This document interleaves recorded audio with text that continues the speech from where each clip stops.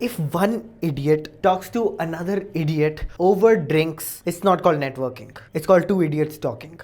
And a lot of people don't understand this. A lot of people try to fool themselves that, oh, I'm working all the time because I'm, networking. In this video, I'm going to tell you the effective guide to networking. And trust me, nobody does networking the way I do because I truly focus on results and output rather than focusing on what people will like to hear in the YouTube video.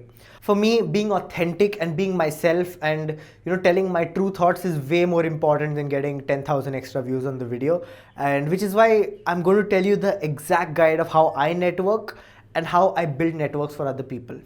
The first thing you need to understand is that networking is like polish. Think of yourself as a diamond. A diamond, which is just a raw diamond, has some value. It's not extremely valuable, but it has some value. But a diamond that has only polish and no substance is worthless. So you need to be a diamond that has substance with the polish around it, and this is what gives you the actual value. If you have no real skills, if you have no experience, if you have really nothing to offer the other person, then don't waste your time networking. You'd rather spend your time learning skills, reading books, watching podcasts, and actually building some skills that you can actually monetize at some point. If you're starting out, if you're 18, 19 years old, you'll probably make more money to start out with less networking and more skills than more networking and less skills. And people fall into the trap of, oh, I'll just keep networking, and they can make some small amounts of money, but it's very difficult to make large amounts of money just through the network, especially if you're starting from zero and people don't trust you. That being said, networking is the most important thing in your career. I'm not an idiot who says things like network is your net worth and all that. You know that already, and I'm not going to tell you that again. In fact, most people who say that just want to keep reinforcing your beliefs so that you like their video and give them comments. But the way people network is laughable. I have been pretty active on LinkedIn for the last 5 years, and I get probably 4 or 5 messages from strangers a day. And at first I used to respond to them, but now I just look at them, laugh, and I ignore them, and I don't even accept their connection request. And the reason is people have no idea how it's done. Luckily for me, when I started LinkedIn 5 years ago, I kind of had some frameworks around, maybe this doesn't make sense, maybe that doesn't make sense. And honestly, I learned from failing. I learned from trying one thing after another, but I didn't do the same thing over and over again. I think it's so stupid that people will send 2,000 cold DMs on LinkedIn asking someone for a job. If it didn't work the first 20 times, it's not going to work the rest 1980 times. It's common sense. So if you're doing networking, you need to keep iterating and learning different things, because even over time, the way networking is done completely changes. So the first thing you need to do while networking is provide value. Don't ask people for anything. Just keep providing value to them. How you can provide value. If you're an 18-year-old, 19-year-old, keep asking people for advice. People enjoy talking about themselves. You need to learn the fact that most people are extremely insecure, and if an 18-year-old comes to them asking for advice, they're probably going to think that, oh, my son does not really care about me, maybe I'll give this guy advice, and they get that feeling like their son cares about them or something like that. Now, it's not my job to dive into the psychology of all this and try to understand what's actually going on. My job is to use this to my benefit. So when I first started networking, I would DM random people asking them for advice. And at this point, I truly needed the advice. I was getting into a career that I had no idea what it was. There was no real person from my college who was in that same line of work that I wanted to do. And I really didn't know who to ask.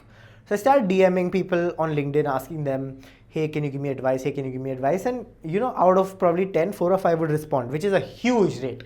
If you ask 10 people for a job, 0 are going to respond. So if out of 10 people, 4 or 5 respond, that's great. And just get on calls with them. And if they like you as a person, there's a good chance that they'll offer you something. This brings me to step 2. Never ask for favors ever. In college, we have a habit of asking people for favors. Like, oh, can you please do this for me? Oh, can you post this on your social media? Oh, can you just ask your friend for her phone number? Blah, blah, blah. No. You never ask anybody for a favor ever. What you have to do is create a circumstance where that person offers it to you without you asking it for them. It's simple law of psychology. If I keep asking you for money versus if you keep asking me to take your money, in which situation is it going to be more likely that I get the money? You just have to understand how the game is played. You just have to understand that most people do not know how to network, and most people of any value are getting an insane number of cold emails and cold LinkedIn messages.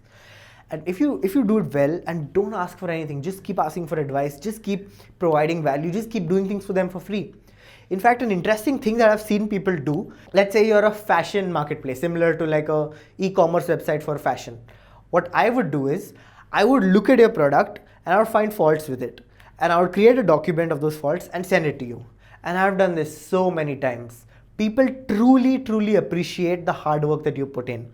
And it'll probably take me like 1 or 2 days to create that document, probably 4 or 5, maybe 8 hours of work to create that document. But the likelihood that you get a job or the likelihood that you make money after sending someone that document is astronomical.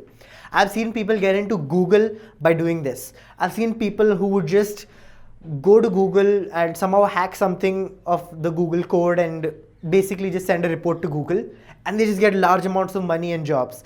In fact, a lot of big companies even have budgets for this. They call them bug bounties and stuff like that. But that aside, if you're networking, just keep offering value to people.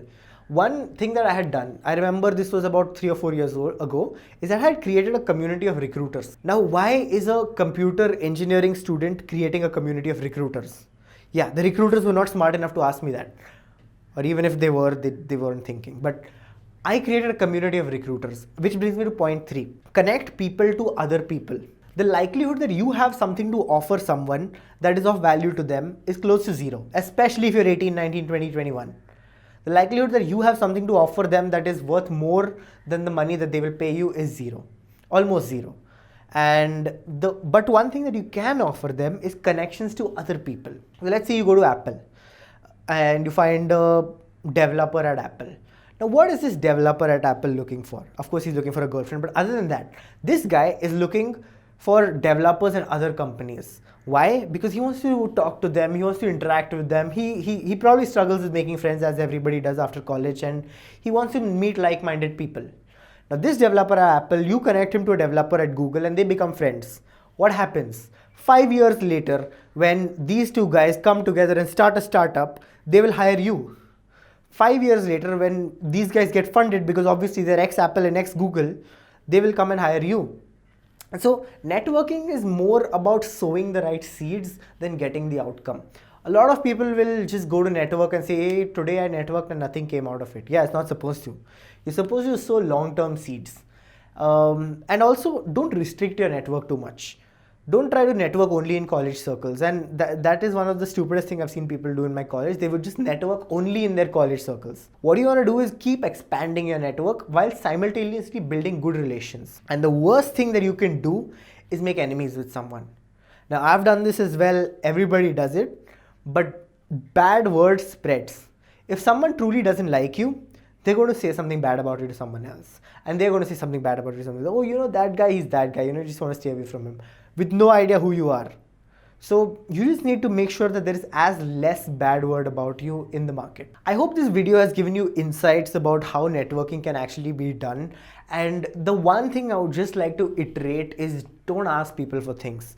Trust me, if you're good at networking, things will just keep falling in your lap. I've had a lot of offers for jobs, a lot of offers for consultations just come to me with 0 effort, just because they liked me as a person, just because they thought they could trust me. If you want to hear more about my thoughts on what you should do in college and all the problems in college that you face and how you can solve all of them, do follow me and leave some comments about what I can do to improve the quality of my content as well. I'm pretty new to this YouTube thing. Thank you.